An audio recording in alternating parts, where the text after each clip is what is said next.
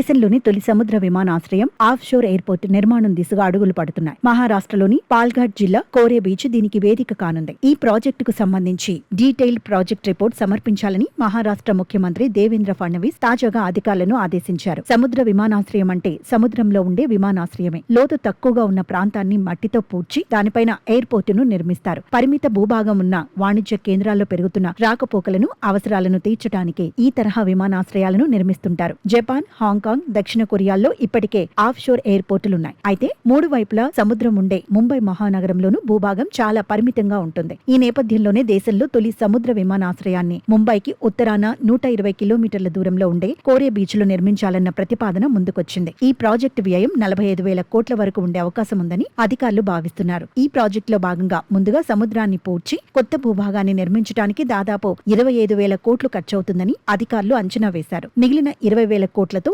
Airport మౌలిక సదుపాయాలు, టెర్మినళ్లు, రన్వేలు మొదలైనవి నిర్మించనున్నట్లు సమాచారం.